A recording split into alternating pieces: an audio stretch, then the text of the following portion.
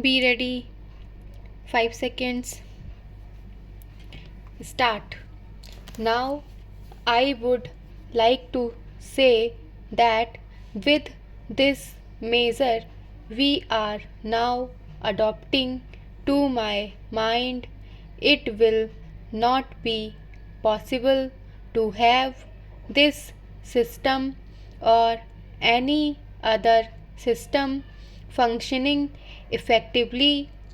The number of clauses that we have included are so restrictive and rigid that it will not be possible for any system to function in this country. If at all it is able to function, it will be able to function with a lot of difficulties. It will be said afterwards that the industrial sector, particularly the private sector, has not been able to deliver the goods. I would like to warn the government that if anything happens in the future in which industrial production or production in the private sector has not gone up, it would be not because of any lack of efforts on the part of the private sector, but because of the measure that we are now adopting. I have mentioned several times how this particular bill is very restrictive and how it will hamper the normal growth of companies in this country. It is a pity that when we are on the threshold of the 10th 5-year plan, such a measure should be passed in this House. I would now like to make a few observations about the speeches of some of the honorable members here. Shri Ashok Mehta justifies the restrictions on managing agents by saying that managing agents are no longer the main source of finance. He also argues that profits have been high and will continue to remain high, and therefore he would like to see the managing agents being paid on a sliding scale. He is in the habit of referring to a number of books and making quotations from a number of them published in America or in other countries, and particularly by some of the professors. I would also like to mention to him that even when companies are floated, it requires a certain amount of confidence amongst the investing public, and it is because a particular firm is managing a particular company that this confidence is created in the investing public. Even there, as the Honorable Finance Minister has said, there is a sort of overall tight control. New banks and insurance companies are not floated nowadays. What you have are the few banks which are existing and the few insurance companies that are existing.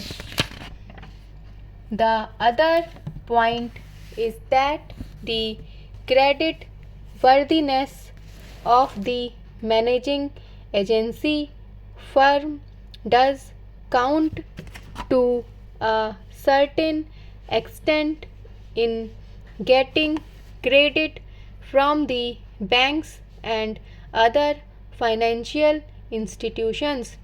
Yesterday, it was mentioned by my honorable friend that the crux of the problem is the question of payment of remuneration to a particular managing agency system.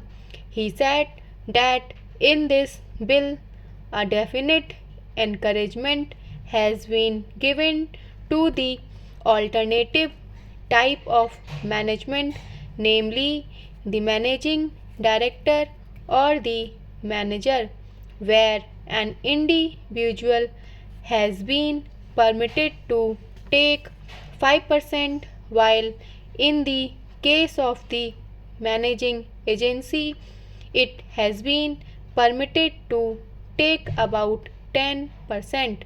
I would like to point out to him that it is not merely the question of remuneration which will decide the alternative type of management.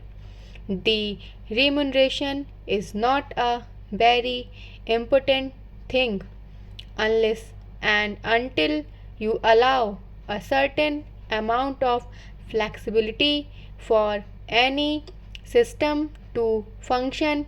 It will not be possible to evolve any other system to take the place of the managing agency system. In spite of so many shackles, you may find that those few business houses which are carrying on now may have to carry on the present basis. You may not find many new people coming in the field. Several times it has been mentioned in this house why the business community has not prescribed for itself a code of conduct.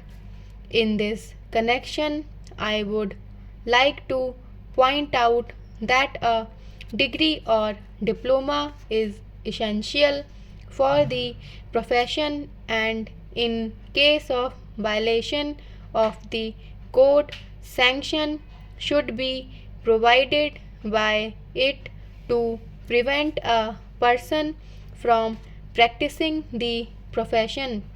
Today, even Ashok Mehta and Shri C.C. Saha can set up a grocery shop and become businessmen.